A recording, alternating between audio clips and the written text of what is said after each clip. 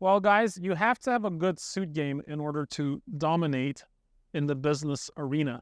But you should also have a good business casual game in order to dominate the weekend. We don't wear suits all the time. That's right. But you want to look good, and you want to, as you like to say, we want to feel good, and you want to look like you know what you're doing. One thing I hate is like when I see a guy that is like in suits during the week, and I see him outside in like a dirty t-shirt, and he just looks like crap. And I'm like, okay, you know what?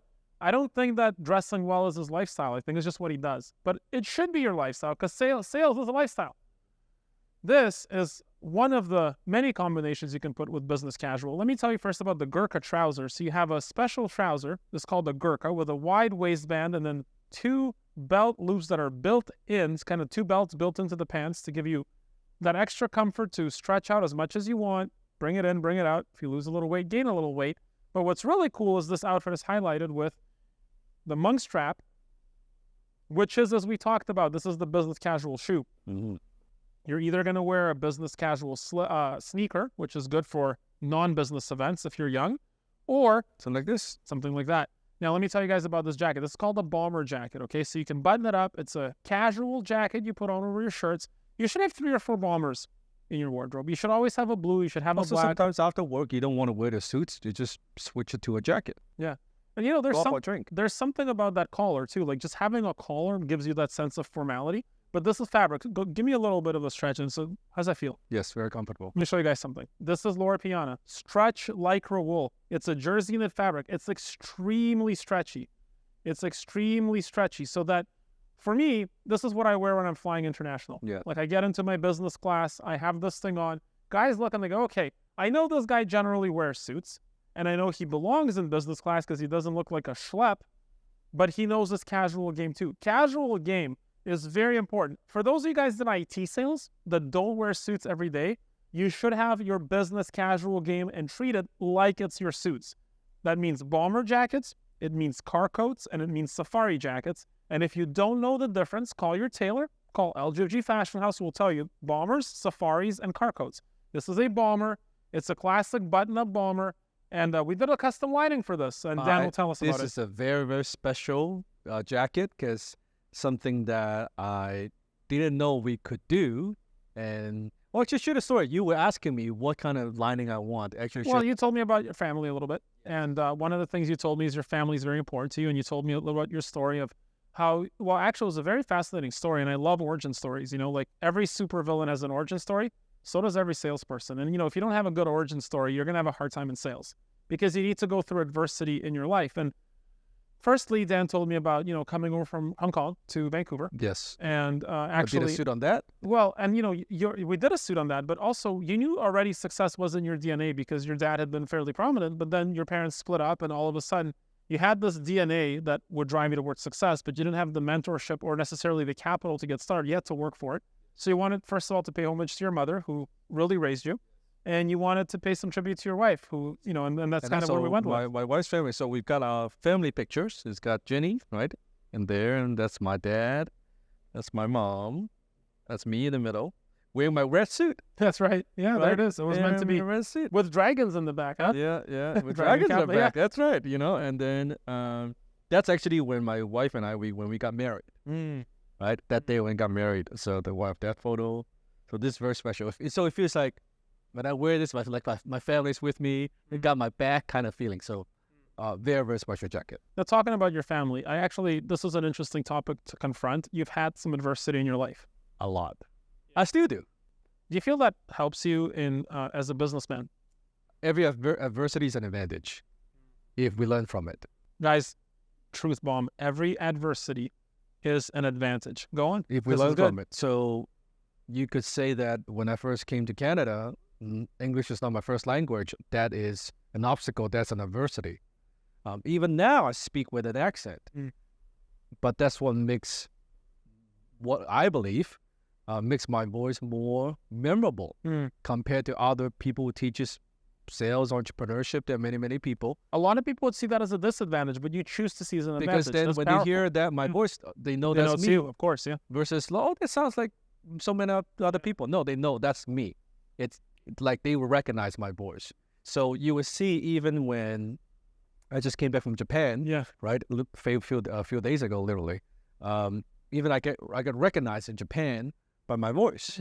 Right? Like, oh, I've heard of you. I've heard this guy. Yeah. Yeah, I've heard this guy, right? So that is an adversity, but it turned into an advantage. So this is actually something I talk about. I had a client in Calgary, and he's one of the most successful real estate developers. He's a very wealthy man. And in about 2015, I think it was, I was in Calgary at the time, and we had an economic crisis where the price of oil had dropped significantly. A lot of people were suffering, and it was, it was a negative situation. And I said, his name's Dave. I said, Dave, how do you feel about what's happening? He goes, Dimitri. He talks to me like, Dimitri, never waste a good crisis. And that always stuck with me, like, never waste a good crisis. So I thought about that a lot. I really, this is a very successful guy, so I want to learn from him. And so I thought about that a lot. And when the COVID pandemic hit us, and, we're a suit company, so obviously we're going to take a hit. And I thought we should not waste a good crisis. So when everybody else was firing, we were hiring. And they're like, why are you hiring? I'm like, because we're going to need these people in a year or two, and we can afford to keep them. And we did. We kept almost all of our people through COVID. And what happened was a lot of clothing businesses went out of business, or they reopened and they had no people, but we were hiring. And so when we reopened, we had a record month after record. We're still in it right now. It was an opportunity to not waste a good crisis. Now, you had some crises and some inflection points that hit hard. Yeah. And you've learned, and I love that you said, look, my accent's an advantage. I've interviewed people like, I'm not good at sales because I have an accent. I'm like, that could be viewed very differently. And a story that I heard is, there were two brothers, twins, that were brought up by an alcoholic father. And one said, I'm a failure because I watched and learned from my father. And the other said, I'm a success because I watched and I learned from my father. Well, not to do, yeah. Amazing, right? Yes. What are some other interesting, so let me ask you this. So when you're hiring a salesperson, right, do you want somebody that's gone through some adversity? I like to, one of the interview questions I ask is, tell me one of your biggest life challenges and how did you overcome that? Now, if they give me something very vague, I know they're lying. Of course. I want specifics. Like, it could be something personal. It could be, hey, it could be a personal story, a family story, or or even in sports. Yeah. I just want to hear what they have done, because chances are, if they've got tenacity, they've got drive, they have overcome certain things in life, that I know, hey, this person could handle the stress and pressure in sales. If they say, oh, my life is kind of okay, yeah, chances are they you're gonna have a hard time, man. Because you know what? Unfortunately, I believe human beings, we, as an adult, we learn through trauma. Yes. We learn through trauma. Well, at least we should. Yeah, we learn through trauma. So I believe I'm driven because I've gone through certain trauma in my life. Most people would be there. I don't think it could be taught. Yeah. Either you have it or you don't. And so if they've gone through some shit in life, then they'll be more driven than most. One thing that... Just like, people like, they're more health conscious. Yeah. Like saying, oh, you should be more health conscious. Well, if you ever had a health scare, you would be more health conscious. Yes. That's trauma. I look for a lot of times, like, if you grew up knowing that you were poorer than your peers, and I think you've been through that. I've certainly been through that, immigrating, to Canada and living in social housing at Cambia Marine. Yeah, I got bullied and all that, yeah. All that stuff, right?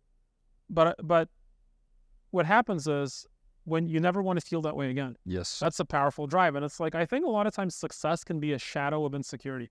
Oh, yeah. And that's a good thing. Absolutely. Right? Absolutely. But that's a good thing. Absolutely. I think yeah. it's like some people, they want to be successful because they want to prove somebody wrong. Some people want to be successful because it's a revenge. Right. Let's say revenge is a good factor, a good drive, yeah. You notice the whole weight loss industries, when people, a lot of people, they get into weight loss. It's all about divorce, right? Divorce. Or they broke up with somebody, like, oh, I got to get into better shape. I got to, meet the next person. I got to do all that. So it's the same with us.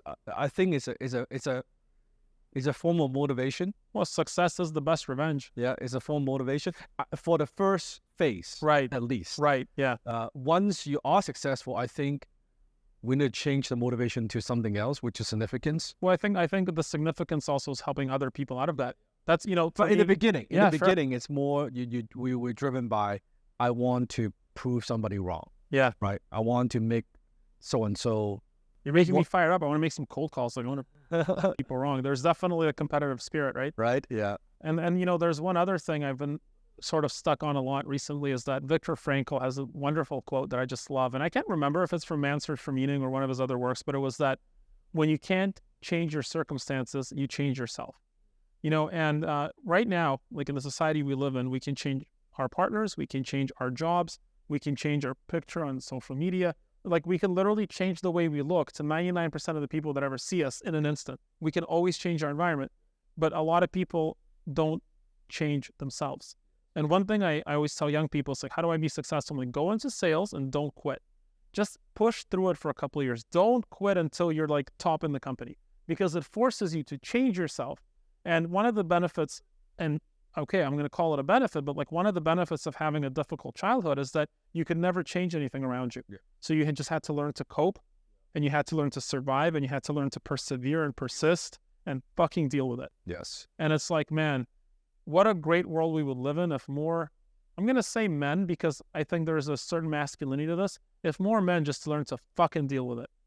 And it's like, you want to be like, emotional. No, learn to be hard. Learn to be dangerous. Like, it's okay, because that's how you learn to confront challenges. I remember my first sales job, there was a guy who was door to door, and all the girls were like, he's so cute, and all the moms are going to love him. He's going to knock on doors. He quit in day 3.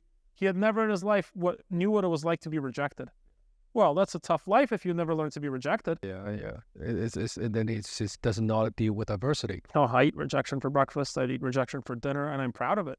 And that's okay. Listen, did you pay a price for success? Yeah, huge price. So is it fair to, nobody's going to be successful without sacrifice. No. So what are some sacrifices salespeople make? Dealing with their own emotions, dealing with rejections, dealing with their own insecurities, dealing with circumstances, clients, products, maybe a sales manager that's an ass, right? I mean, I could go on and on. Yeah. Right. But at the end of the day, sales is a skill. You eat what you kill. Yeah. But hey, now we get to deal with high property taxes and expensive repair costs and fancy German imports. Those are good problems to have. I like these problems. One time I was stuck in France and like my flight got canceled. I called my best friend. I was like, I'm stuck in France, blah, blah, blah. I have to pay the weekend because the airline's on strike. And he just goes, congratulations on your fucking problems, dude. And I realized, man, a lot of people don't get to be stuck in France for the weekend. I'm like, I guess I can enjoy this. And that was a real wake-up moment. Are there still times you wake up, you're like, man, I can't believe that I'm living such a great life. I'm so blessed. But I am very grateful every day. Yeah. Like, that's the big thing for me. I go through a meditation every morning. That's one thing we talked about this morning over breakfast. It's something that Alice Cooper's manager, Shep Gordon, kept reminding me. Great book, by the way, Supermensch, the story of Shep Gordon, talks about just being thankful all the time. Yeah. I'm constantly reminding myself how lucky I am to be basically living my dream life. Yes. And it reminded me of the story I told about. Amazing people. You do amazing work. That's another thing, right? Like the quality of people. I talked about with my camera guy, Henry, today. Like one of the greatest things about moving up in the world is you just deal with better people. Deal with amazing That's people. a really big thing, right? Yeah. Like energizing people that don't like mess everything up. It's like an incredible feeling. Yes. And man, it's worth it, hey? Like that work you put in. I don't know if I'd do that again at my age. I'm glad I did it. And sometimes people will say, like, I want to invest in companies like Dan Lok. Well, you get to do what he gets to do if you've done what he's done. Yeah. That's a big thing, right? I've had people who used to work for me. Yeah. Right. And they see the success and they kind of do it. They kind of shadow me a little bit and see what I do. And they're like, I don't want to be you. Great. I get that. It's too hard. I get that. I think that's a superpower. I don't think most people would want to put up the sacrifice. Like, how do you do this? It's like people come to interview a company. Why do you interview here? Oh, because you work with Dan Lok and Alice Cooper. It's like, you know what? Why is that important to you? I get to work with Alice Cooper. I'm like, not for like 10 years, man. And not if you're like the best for 10 years, period. And they're like, you want all of this stuff, but you got to do all that other stuff. And that's hard. And once they see the other stuff, they're like, you know what? Oh, maybe I don't want it that. Maybe I don't want it. Yeah. But I still want it. I still want it really bad. Like, I haven't found that limit of my ambition yet. And a lot of people, they get to 100K, 200K, 300K in their company. They're like, you know what? I think I'm happy without putting any more work for the effort to get back. But I think the most successful people, I haven't seen them reach, like, I work with Alice Cooper. He's 75 years old. He's filming with us all day and he's giving us ideas and he's jumping around. And we're like in our 30s and we're like, dude, we're getting tired. And he's just like all in at 75, still doing commercials, still touring nonstop, hasn't reached the height of his ambition. So that's not nothing. There's got to be some ambition that drives you too, right? That's the reason he's successful. That's exactly the reason. Yeah. So how many pants do you need? Well, obviously, you're going to need a rotation of 10 to 12 good suits, and that's just what you need is you need 10 to 12 good suits. Why? Well, you need 3 blues, you need 3 grays, you need 3 charcoals, and you need 3 others, one of them being black. So at some point, you're going to need about 12 suits. And then those are the pants you need for your suits. Usually your suits are going to be doubled up with the pants because you want your suits to last longer. So if you're smart, you're buying 2 pairs of pants with each suit. If you're smart, pay attention. But then you need some other pants. Let me take you guys through them. Number 1, 3 good pairs of chinos. You need a navy blue chino. You need a taupe, like a cream color chino, like your classic chino. And then something in an off earth tone, like I'd prefer like maybe a dark green chino or something in that sort of a sphere. So 3 good chinos. 3 good corduroys. You need a navy corduroy, a dark green corduroy, and again, a cream corduroy makes sense. Why? Chinos are your summer casual pants and corduroys are your winter casual pants. Very simple. And then 2 good pairs of jeans, a dark wash and a medium wash. I used to say light wash. That's more 1980s, so everybody makes fun of my light washes unless I'm in Eastern Europe. Okay, fine. You need 2 good pairs of jeans, a dark wash and a medium wash. Let me tell you guys about jeans. Maybe for your casual wardrobe, the best investment you can make is a great pair of jeans, because a lot of guys would get a great shirt and a cool jacket and cheap pants. Yeah. Don't do that. It's just a small detail, but it's important. Spend $400 on a great pair of jeans, or if you want to go bespoke with LGFG, we can make you something really, really fancy. But don't skimp out on your jeans. They are more important than you think they are. And so what you have are 3 chinos, 2 pairs of jeans for 5, and then 3 corduroys for 8 good pairs of pants. And then if you need some pants for your sport coats, you're going to have 2 blues, 2 blacks, 2 grays, 6 more, and you're good to go.